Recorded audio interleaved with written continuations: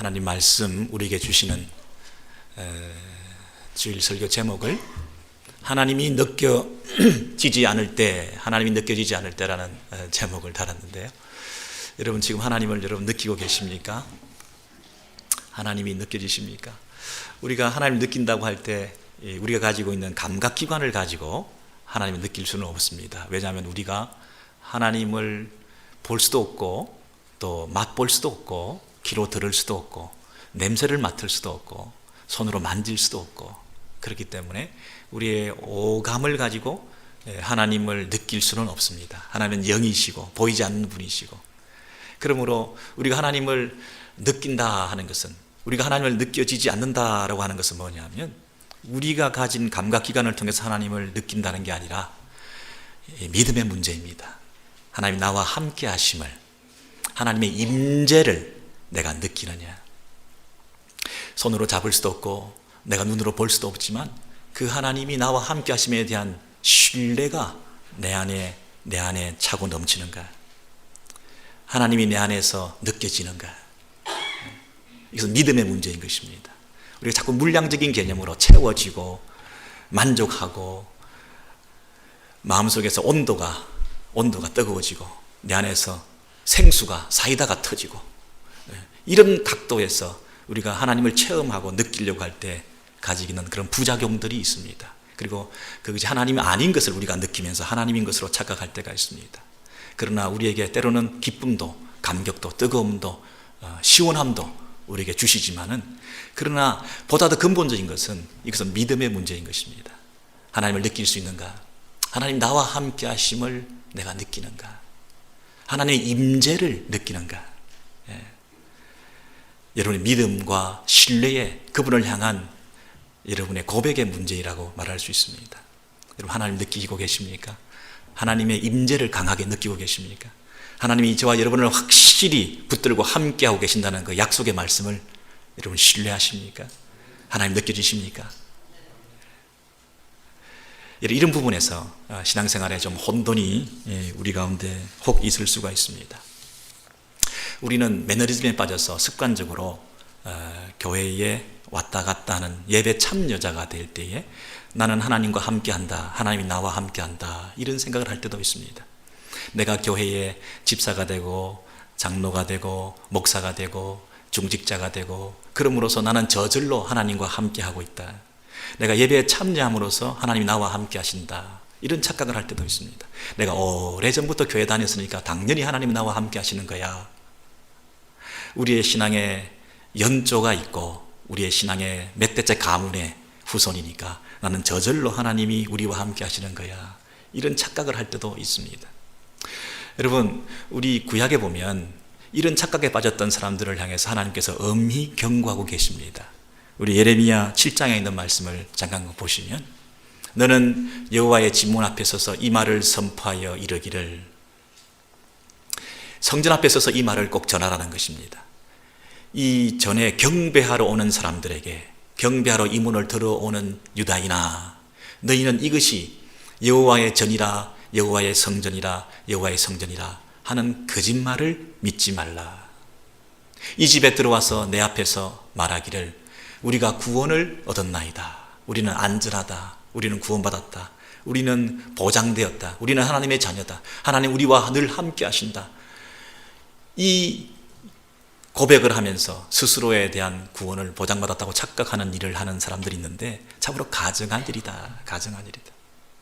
세상에서 범죄하고 죄를 짓고도 이곳에 달려와서 마치 이곳이 피난처인 양 범죄자들의 소굴이 되었구나, 윤리와 삶이 없는 하나님 백성들의 삶을 엉망으로 살아가면서 그 범죄자들이 돌아와서 이곳에서 구원이 있다, 이곳에서 만족이 있다, 이곳에서 행복이 있다, 이것이 나의 축복이다, 이곳에 오기만 하면 하나님 나를 용서해 주신다, 자동적으로 이 건물이 가지고 있는 매직의 힘을 통해서 건물 자체가 신성시 되어 가지고 건물 자체에 들어가기만 하면 세이프하다 하는 안전을 보장받는, 건물의 위용과 건물의 그 규모에 압도되어서 건물 속에 들어감으로써 내 구원이 보장되는 것이라고 하는 착각 속에서 이곳이 하나님의 성전이다, 이곳이 하나님이 나와 함께 하시는 곳이다, 이곳이 우리들과 함께 하시는 하나님의 임재의 처소이다, 여러분, 성전은 하나님이 그 백성과 함께 하시기 위해서 그 이스라엘 공동체 가운데 성전을 지으시고 내가 너와 함께한다, 내가 너와 함께하는 장소다, 그렇게 성전을 만드셨지만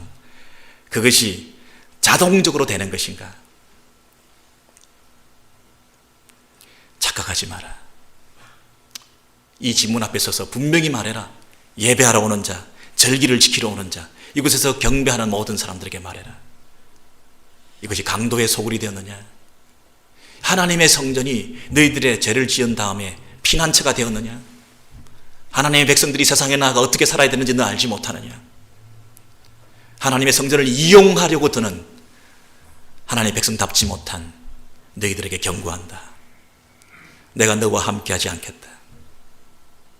늘 우리와 자동적으로 함께한다고 착각했던 이스라엘 백성들에게 이곳은 너와 내가 함께하는 처소가 아니다.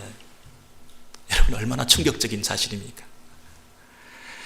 이스라엘 백성들에게 이것을 그림으로 보다 더 실물적으로 구체화시켜서 보여주기 위해서 에스겔 선지자를 불렀습니다. 그래서 에스겔 선지자가 환상을 봤는데 에스겔서 9장, 10장, 11장 전체가 뭐냐면 하나님께서 성전을 떠나시는 장면을 그림으로 환상으로 보여주고 있습니다.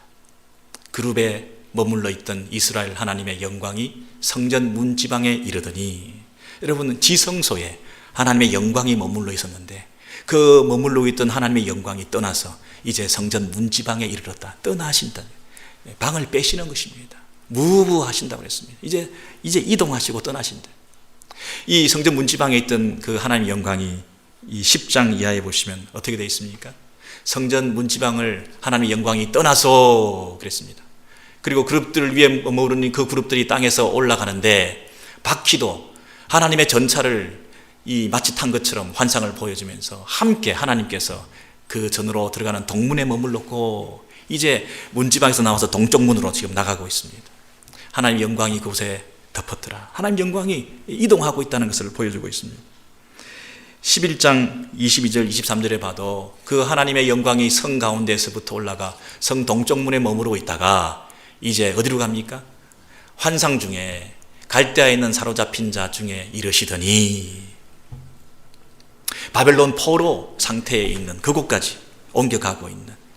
그래서 여러분, 에스겔 선지자를 통해서 이스라엘 백성들 가운데 이 하나님의 영광이, 하나님의 임재가 우리와 늘 함께 하신다고 착각했던 그 하나님께서 충격적으로 그 성전을 떠나고 계시는, 그 성전이 파괴되어지는, 그 성전이 무너지는, 그 성전 자체를 우상시하고 그곳에 자동적으로 우리는 그곳에서 안전하다고 착각했던 그들에게 하나님이 떠나시는 것을 보여주심으로 이스라엘이 영적 패닉 상태에서 이게 어떻게 된 일인가? 신의 부재, 하나님의 부재 상태, 하나님이 우리를 떠나가셨다는 사실, 이것이 주는 의미를 네가 똑바로 알아야 된다. 굳이 이렇게까지 하시면서도 그 이스라엘에게 내가 떠났다는 의미를 네가 바로 알아야 된다. 하나님의 임재를 당연하게 생각하고 있는 그들에게 충격적인 하나님의 부재를 통해서 그 임재가 주는 기쁨과 감격이 뭔지에 대해서 회복하기를 원하시는 그 하나님의 의도를 너희가 알아야 된다. 바빌론 포로 생활을 통해서 다시 한번 새로운 물결과 갱신의 운동이 벌어져서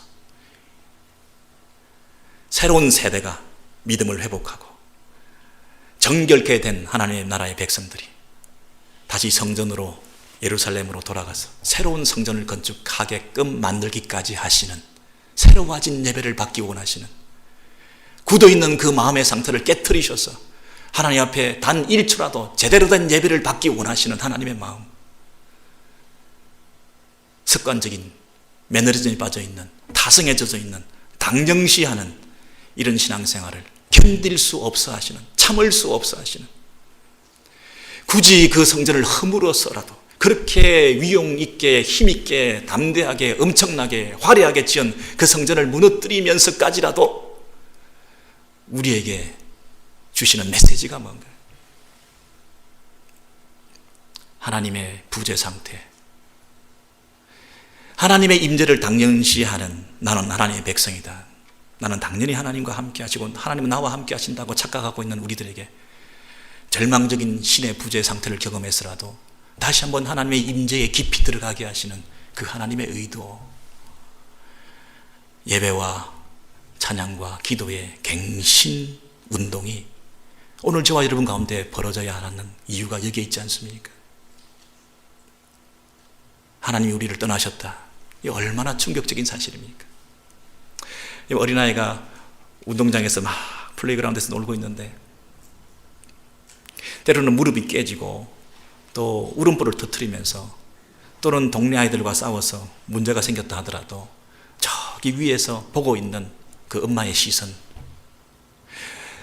외치고 부르짖고 했을 때에 그 어머니가 달려오지 않고 네가 스스로 해결하라고 봐주기만 해도 사실은 위로가 되는 거죠. 다시 털고 일어날 수 있는 마음이 있는 거죠. 근데 그 어머니가 보이지 않는다, 사라졌다, 얼굴을 돌리셨다, 떠나셨다. 여러분, 신의 부재, 침묵은 좋습니다. 응답이 없는 것은 좋습니다. 오래 기도했는데 응답이 없는데 그 상태가 너무나 오래 계속되어질 때에 느끼는 하나님의 부재에 대한 두려움. 하나님은 나를 떠나셨대요. 이 신의 부재 상태를 경험했을 때, 하나님이 느껴지지 않을 때, 하나님 나와 함께 하신다는 사실을 느껴지지 않는 상태에 있을 때 우리는 어떻게 해야 됩니까?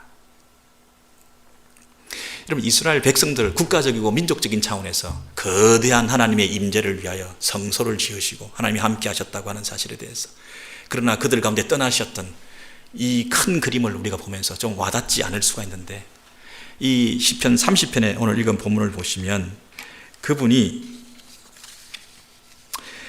자신이 경험했던 하나님의 부재 상태, 시편 30편 6절 7절을 보시면 이런 말씀이 있습니다. 내가 형통할 때 말하기를 영영이 요동치 아니하리라 하였도다. 개인적인 문제입니다. 민족적인 국가적인 상태가 아니라 내 개인적으로 내가 하나님이 나와 함께 하셨다. 분명히. 그래서 내가 형통했고 하나님 축복이었고 하나님 나와 함께 하셨고 자신감으로 충만했고 큰 문제가 없었습니다. 그래서 이 모든 것은 하나님께서 나에게 은혜로 주신 것이다. 내 산을 굳게 세우셨다. 하나님의 축복이다. 하나님의 함께 하십니다. 하나님께서 나를 형통케 하셨다. 내 산을, 내 비즈니스를, 내 포지션을, 내 가정을, 내 자녀들을, 내 이민생활을 이렇게까지 축복해 주셔서 든든히 세우셨다. 내 삶이 앞으로 영영이 요동치 아니하라. 영영이 요동치 않고 이 상태로 계속될 것이다. 이렇게 자만했었습니다. 그런데 여러분, 이 시인에게 어떤 일이 생겼습니까? 주의 얼굴을 가리우심에 주님께서 우리에게 얼굴을 돌리셨다고 그랬습니다. 웬일입니까? 주께서 떠나셨습니다. 주께서 함께하지 아니하시는 것을 느끼셨습니다. 주의 얼굴을 가리우심에 내가 근심하였다. 이런 당혹스러움, 보이지 않는 엄마의 얼굴을 보면서 갑자기 울상이 되어서 울음보가 터지는 그 아이의 심정처럼 모든 것이 형통하고 문제가 없고 잘 가고 있었다. 그런데 갑자기 신의 부재 상태를 경험하는, 절망적인 상태를 경험했을 때 내 마음속에 찾아오는 근심, 이 당혹감, 이렇게 하면 성공하고 이렇게 신앙생활하면 복을 받고, 이 논리가 인과응보적으로 분명히 이런 계산이 척척 맞아 떨어지고 이렇게 하면 복을 받는데 저렇게 복을 받지 못하는 이유는 이렇게 하지 않았기 때문이라는 이런 논리가 분명히 있는, 내 확신이 나름대로 있는데 왜 그렇게 사람들은 고생하는지 모르겠다. 이렇게 하는 방식이 있는데 신앙생활과 이민생활과 가정생활에 자녀 교육의 모든 면에서 나름대로 가진 비결이 있는데 이것이 통하지 않게 되는 어떤 상황을 경험하게 되었을 때 이건 뭐지? 하나님이 함께하지 아니하신다. 이것도 막히고 저것도 막히고 하루아침에 다 막혀버리는 그런 것을 경험하게 되었을 때, 이 신의 부재 상태에서 주께서 얼굴을 가리우셨을 때 이건 뭐지? 이 심히 근심하게 되는 이 당혹감. 여러분, 이 상태에서 우리는 어떻게 할까요? 이 상태에서 우리는 어디로 갈 수 있을까요? 이 시는 다행히 6절, 7절, 8절 이하에 이렇게 말하고 있습니다. 여호와여, 내가 주께 부르짖고 여호와께 간구하기를 하나님 앞에 나아갔습니다. 내가 무덤에 내려갈 때에 나의 피가 무슨 유익이 있으리요? 나를 살려주지 아니하시면 내가 지금 죽어가고 있는데 내가 죽어가고 있는데 내가 이런 상태에서 진토가 주를 찬송하며 주의 진리를 선포할 수 있겠습니까?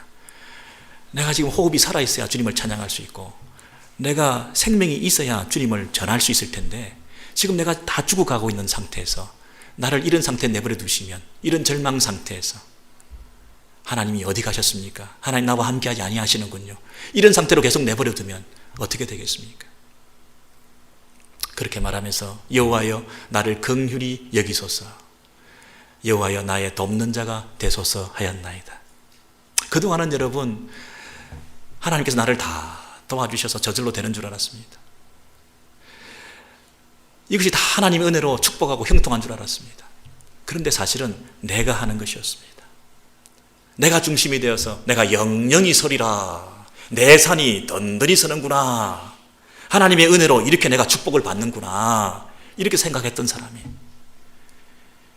하나님의 긍휼하심이, 나를 불쌍히 여겨주심이 없이는 내가 한순간도 호흡할 수 없구나, 내가 무덤에 내려가고 있고 내가 죽어가고 있는 상태에서 나의 사역도 나의 목회도 나의 삶도 나의 모든 인생도 이것이 내 힘으로 하는 것이 아니었구나. 내가 복음을 전할 수 있습니까? 내가 죽어가는데, 내가 호흡이 끊겨가는데 내가 주님을 찬송할 수 있습니까?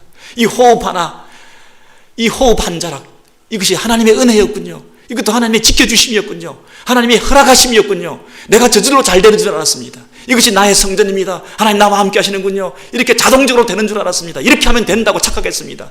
기계적으로 자동적으로 되는 줄 알았습니다. 그게 하나님의 은혜가 들었을 자리가 없었군요. 나를 불쌍히 여겨주시는 그 하나님의 시선이 한순간이라도 머물게 된다면 나는 곤두박질 칠 수밖에 없는 불쌍한 인생이었는데 난 그걸 몰랐습니다.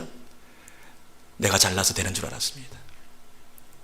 나에게 지금 필요한 것은 주의 은혜입니다. 나를 불쌍히 여겨주심입니다. 하나님의 도우심입니다. 하나님이 도와주셔서 다 그렇게 된 것이군요.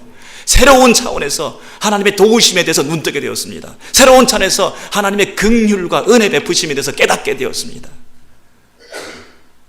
달라졌습니다. 그저 예배에 이곳에 성전에 와서 드리는 예배가 아니라 하나님께 드리는 그 호흡이 새로운 찬양이 되었습니다.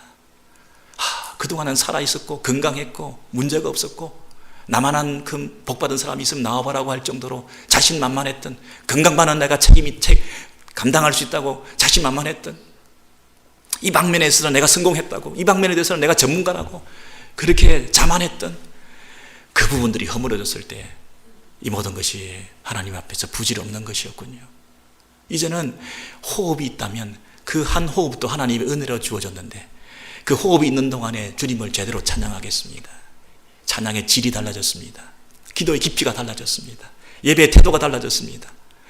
당연한 것으로 생각했던 하나님의 임재를, 당연한 축복으로 받았던 그 하나님의 손길을 여러분 절망 가운데서 하나님의 부재 상태에서 그 하나님의 임재가 나와 함께 하심이 얼마나 절절했으며 얼마나 그 순간순간이 귀했으며 그 순간순간이 얼마나 감격스러웠던가를 새롭게 깨달았을 때 그가 부르는 노래가 달라졌습니다. 그가 부르는 찬양이 달라졌습니다. 그래서 여러분 시편 그 10절 이하의 11절 12절에 보시면 그분이 이렇게 말하고 있습니다. 주께서 나의 슬픔을 변하여 춤이 되게 하시며, 춤이 되었습니다. 나의 베옷을 벗기고 기쁨으로 띠띠우셨나이다. 기쁨이 차고 넘치게 되었습니다. 말할 수 없는, 이전에 없었던 기쁨이 내 안에 넘치게 되었습니다. 썬데이 크리스찬으로 처치고로 그저 와서 드리던 습관적인 예배자가 아니라 내 속에서 충일되게 차고 넘치는 그 무언가가, 넘치는 그 무언가를 표현할 길이 없는, 그래서 그 무언가를 표현하기 위해서 나도 모르게 손을 들어버리는, 나도 모르게 눈물이 넘쳐버리는, 그동안은 교회에 참여해서 예배의 평가자였습니다. 채점했습니다. 감독했습니다. 감시했습니다. 누가 질질 짜면서 예배드리나, 왜 강신적으로 저렇게 울고 있나, 왜 아멘 소리를 저렇게 크게 하나, 왜 누가 광신적으로 손을 들고 저렇게 이상하게 찬양을 하나, 그런 감독관이었는데 나도 모르게 눈물 없이는 예배를 드릴 수 없게 된 사람이 되었습니다. 손을 들지 않고서는 이 높임을, 주님을 향한 이 감격을, 이 감사를 표현하지 않을 수 없는 내 안에서 뜨거운 것들이 생기게 되었습니다. 예배의 한순간도 이것이 귀한 순간이라 하는 것을 깨닫게 되었습니다. 예배드림이 기쁨이 된다는 사실을 이제서 그 가사의 의미를 알게 되었습니다. 주께와 엎드려 경배드림이 나의 가장 큰 기쁨인 것을 알게 되었습니다. 예배가 갱신되었습니다. 내 인생이 변화되었습니다. 한순간 한순간 그것이 얼마나 귀한 순간인가. 내가 목숨이 끊어지면 어떻게 주님을 찬송할 수 있습니까? 그 상태를 경험한 이 사람이 내 호흡이 살아있는 동안 드리는 이 찬양의 질이 달라지게 되었습니다. 예배 시간에 딴짓하지 않습니다. 예배 시간에 한눈 팔지 않습니다. 예배 시간이 길게 느껴지지 않습니다. 예배 시간이 어떻게 하면 최선을 다하여 주님 앞에 온전한 예배를 드릴까, 그것에만 관심이 있습니다. 달라진 예배자. 이 시인이 바로 달라진 예배자였습니다. 그래서 내 영광으로 주를 찬송케 하심이라. 내 영으로, 내 영혼으로, 이런 말입니다. 이제는 형식적인 예배가 아니라 영이신 하나님 앞에 내 영으로 주님을 찬송할 수 있게 되었습니다. 다른 사람 의식하지 않습니다. 다른 거 신경 쓰지 않습니다. 오직 그분을 바라보며 예배드리게 되었습니다. 여호와 나의 하나님이여, 내가 주께 영영이 감사한다.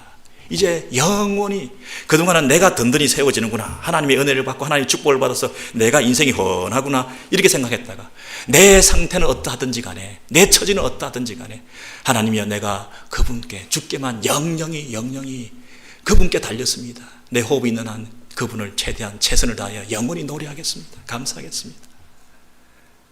여러분, 얼마나 이 관점이 달라졌는지 모릅니다. 여러분, 이 시인이 사실은 30편 1절에서부터 자기 마음을 탁 정했습니다. 이런 과정을 통해서 이제 결론적으로 먼저 내리고 난 다음에 이 시를 써 내려갔는데요. 이 고백이 저와 여러분의 고백이 되기를 원합니다.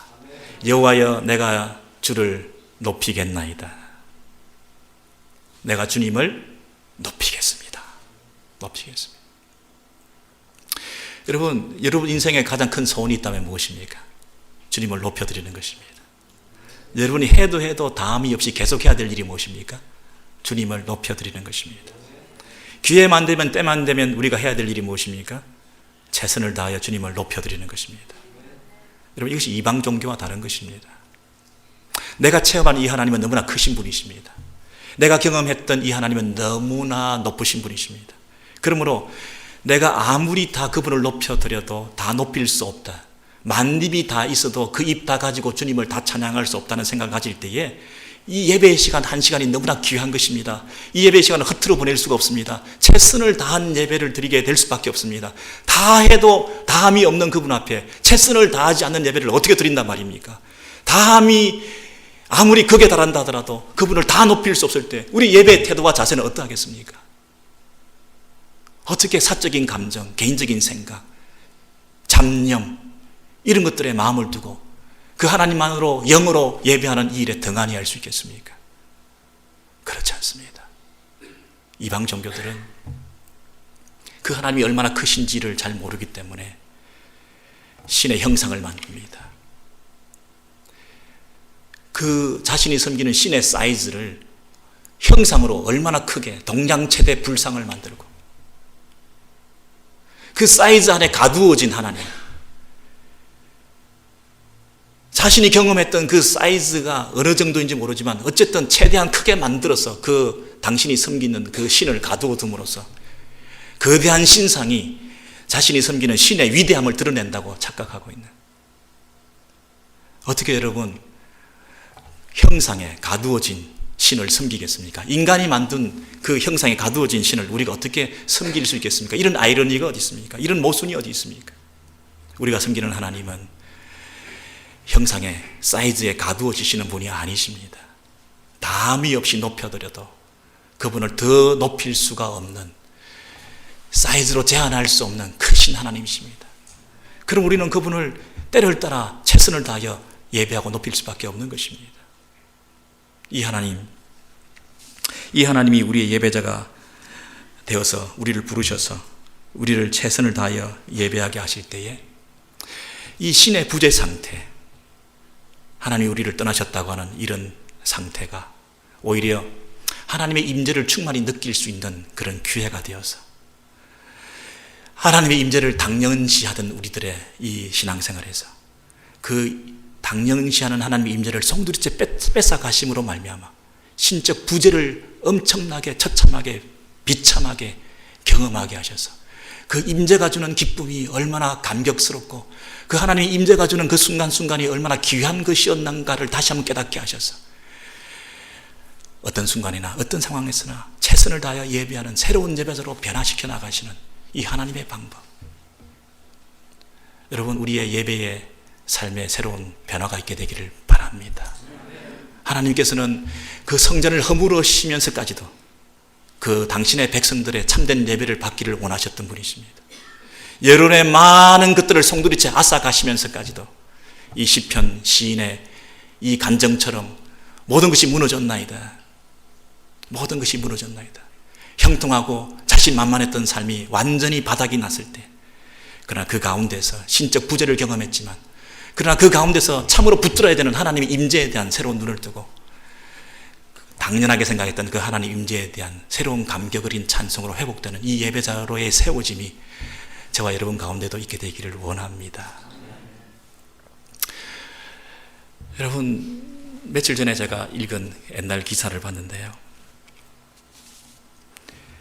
서울에, 우리가 한국 분들이니까 서울 얘기를 할 수밖에 없는데, 서울의 어느 강남의 아파트에서 그 승강기 엘리베이터 앞에 경고문이 붙었습니다. 14층 아파트인데 뭐라고 써붙었냐 하면, 배달하시는 배달원들은 승강기를, 엘리베이터를 이용하지 마세요. 계단을 이용해서 배달하시기 바랍니다. 이것을 위반할 때는 그에 상응하는 조치를 취하겠습니다. 그 이유가 뭐냐? 전력 소모가 많다. 그리고 승강기가 고장이 자주 난다.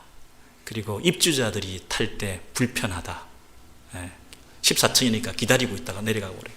근데 그 민원을 제기하신 분들의 추측이 누군지 아십니까? 새벽 기도 가시는 분들이에요. 새벽에 신문을 이렇게 그 큰 더미를 들고 층마다 배달하는, 눈을 비비고 지들은 일어나지도 않은 상태에서 음식을 오다해가지고 음식을 가방을 들고 배달하는 그 배달원들에게 엘리베이터를 타지 마라. 새벽 기도 가는데 오래 기다려야 된다. 출퇴근하는데 오래 기다려야 된다.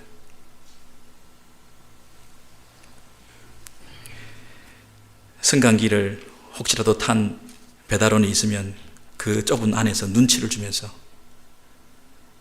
타지 말도록 다음에 그렇게 얘기를 할 뿐 아니라,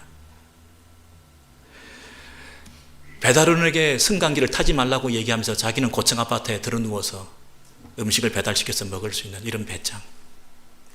새벽 기도 가는데 방해되니까 신문 배달원은 엘리베이터 타지 마라 라고 말할 수 있는 이런 현실. 이게 요즘 이 시대 한국 교회의 모습이란 말입니까? 예수님이라면 어떻게 하셨을까요? 새벽 기도 가서 성전에 앉아서, 예배당에 앉아서 기도드리는 그 기도의 내용이 무엇이겠습니까? 내가 영영이 서리라. 나를 도와주시고 나에게 은혜 주셔서 내 형통함이 계속되리라. 여기까지 지켜주신 하나님, 모든 것이 하나님의 축복인데 앞으로도 계속 축복 주시라. 거대한 건물을 짓고 수천억 들여서 건물을 짓고 땅을 사고 화려하게 치장하고 성전을 꾸며서 예배당이라, 이것이 하나님이 계시는 곳이라, 이곳이 성전이라, 성전이라, 동양 최대, 세계 최대의 건물을 짓고 불상을 만드는 것과 다를 것이 무엇이 있습니까? 진정한 예배, 참된 하나님이 기뻐하시는 성도의 삶이 무엇인가? 여러분, 일상적으로 당연하게 습관적으로 말하는 행동과 상대방을 대하는 태도와, 여러분 잠시 모여드리는 이 한 시간의 예배뿐 아니라 생활 예배를 통해서 하나님을 전적으로 높여드리는, 우리가 하나님을 높여드릴 때에 많은 사람들이 함께 하나님을 높여드릴 수 있을 만한 그런 삶이 따르는 생활의 예배가 있는가? 우리의 입장, 우리의 처지, 내 안의 생각, 내 안의 동기 정말 하나님 앞에 순수한가? 여러분, 이런 면에서 우리가 진정한 예배자이십니까? 구역질나고 역겨워서 하나님이 떠나시겠다, 그렇게 해서 나와 앉아있는 그 새벽 기도의 그 예배를, 그 기도를 하나님께서 잘 들으시겠습니까? 나는 성전을 떠나련다. 성전을 떠나련다. 혹시 저와 여러분이 하나님이 떠나셔야 될 만큼 신적 부재 상태를 경험하셔야 될 만큼 하나님의 임재를 당연시하고 나를 중심으로 한 자기중심적인 신앙생활을 하며 이것이 하나님의 축복이요 은혜라고 착각하면서 다른 사람을 돌보지 않고 섬기지 않고 배려하지 않는 자기만의 독선적인 자기중심적인 이기적인 그런 신앙생활에 젖어 있는 자들 아닙니까? 이 시대의 교회가 여러분 과연 어디로 가고 있습니까? 저와 여러분이 남을 탓하고 욕할 만큼 참된 예배자의 삶을 회복하고 계십니까? 생활 속에서 또 이 1시간 드리는 공적 예배를 통해서 여러분 최선을 다하여 예배 드리고 있습니까? 생활 예배 가운데서 거룩하고 경건하게 살았던 그 삶이 없이 이 시간 나와서 1시간 그저 경건한 척하고 앉아있는 이런 역겨운 예배를 우리도 반복하고 있지 않습니까?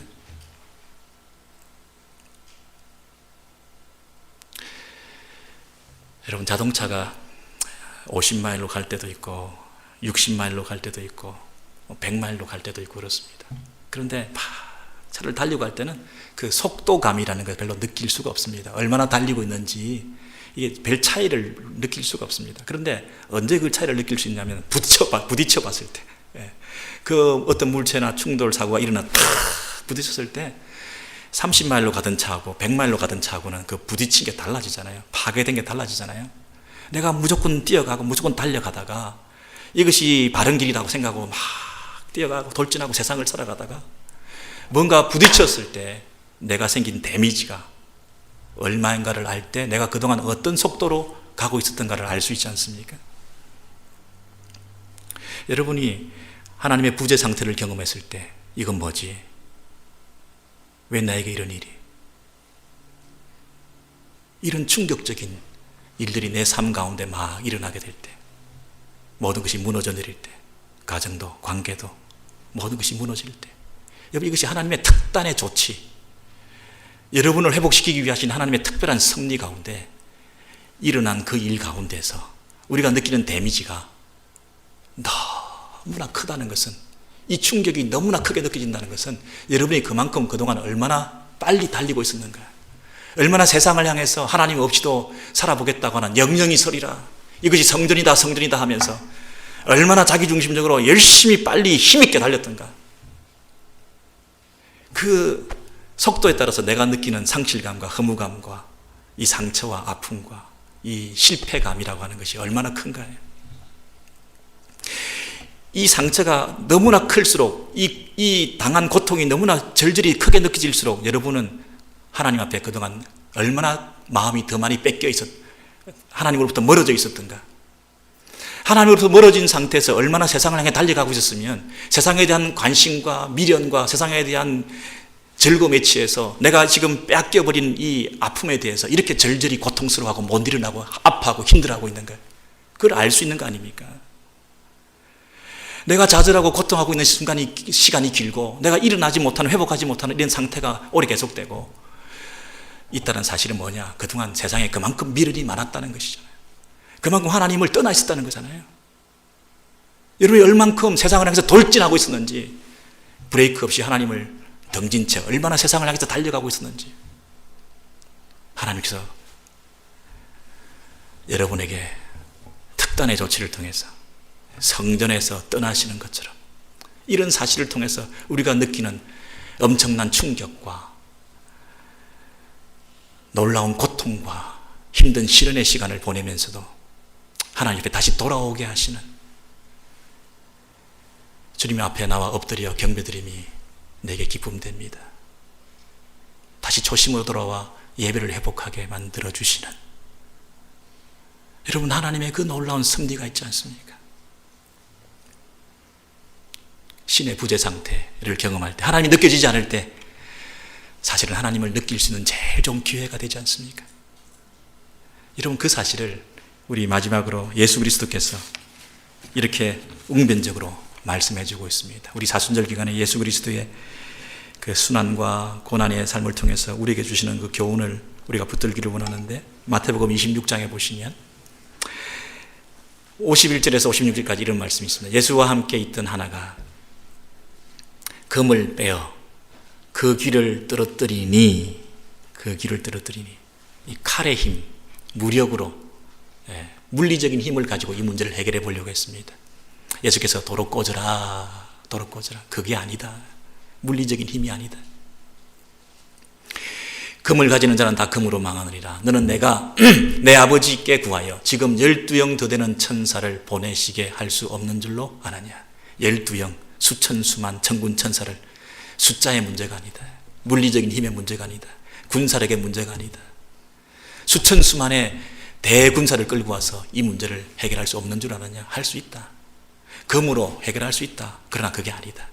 천사들을 끌고 와서 물리적인 힘으로, 숫자의 힘으로, 인의 전술로 압도적인 힘을 가지고 이 문제를 해결할 수 없는 줄 아느냐. 할 수 있다. 그러나 그게 아니다. 내가 그렇게 하면 이런 일이 있으리라 한 성경이 어떻게 이루어지리요? 너희가 금과 몽치를 가지고 나를 잡으러 나왔느냐? 제자들이 다 예수를 버리고 도망하니라. 제자들이 다 떠났습니다. 여러분, 지금 이 순간이 어떤 상태입니까? 예수 그리스도 입장에서 보십시오. 예수 그리스도 입장에서는 예수 그리스도 자신을 도와줄 수 있는 사람이 아무도 없습니다.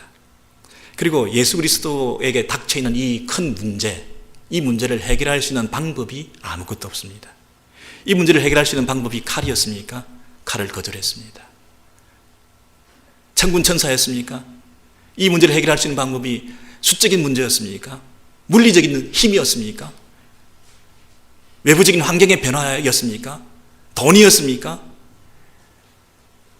사람들이 동원되면 가능한 일이었습니까? 모든 가동 가능한, 모든 동원 가능한 모든 것을 다 동원해도 이 땅에서 자기의 문제를 해결할 수 있는 것이 없었습니다. 모든 것이 차단된 상태였습니다.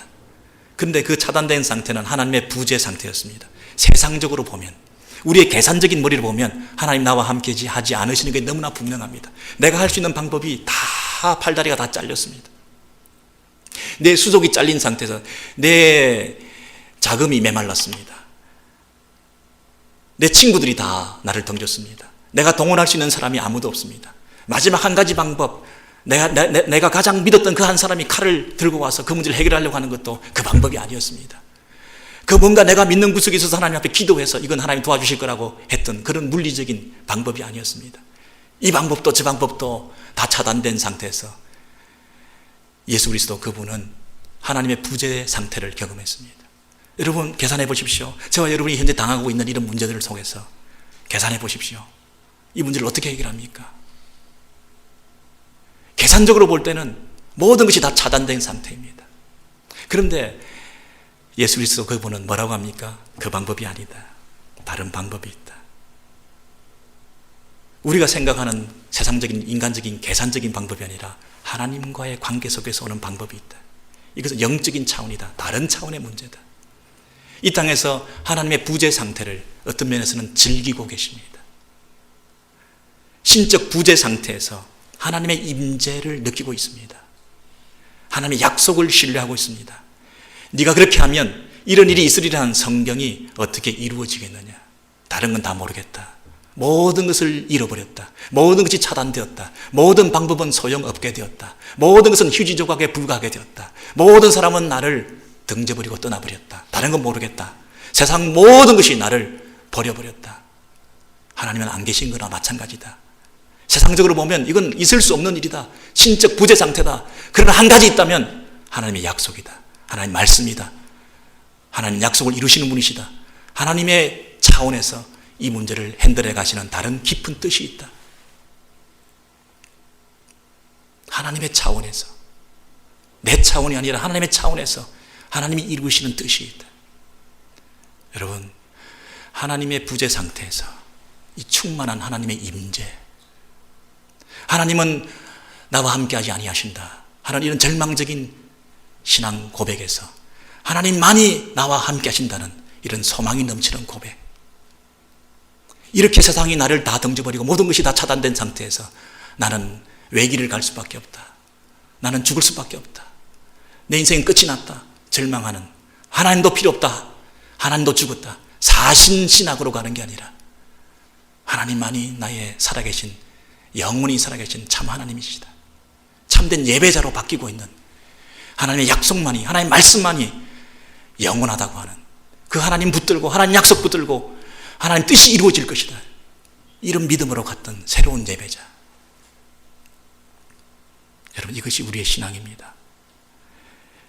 이런 창으로 가게 하시기 위해서 우리를 이 절망 가운데 신적 부재를 경험하면서 우리가 눈물 흘리고 고통당하며 우리가 무서워하고 울상이 되고 내일에 대한 불안감이 있고 얼굴을 감춰버린 그 어머니, 얼굴을 가려 외면해버리신 그 하나님의 얼굴 앞에서 두려워하면서도 하나님의 약속을 신뢰하고 그 하나님에 대한 새로운 예배, 나는 주님만 높이겠다, 나는 주님만 높여드리겠다, 그분의 크시고 광대하신 그 계획과 섭리를 나는 이해할 수 없다, 내가 이해할 수 없는 그분, 나는 오직 그분만을 노래하고 그분만을 높여드리겠다, 내가 형통해서 내 산이 든든히 세워져서 내가 잘 되어서 부르던 노래와 질이 다른, 질적으로 달라진 내 예배, 영원한 하나님만을 제대로 예배하는, 눈물 없이는, 기쁨 없이는, 감격 없이는, 최선을 다하지 않고서는 드릴 수 없는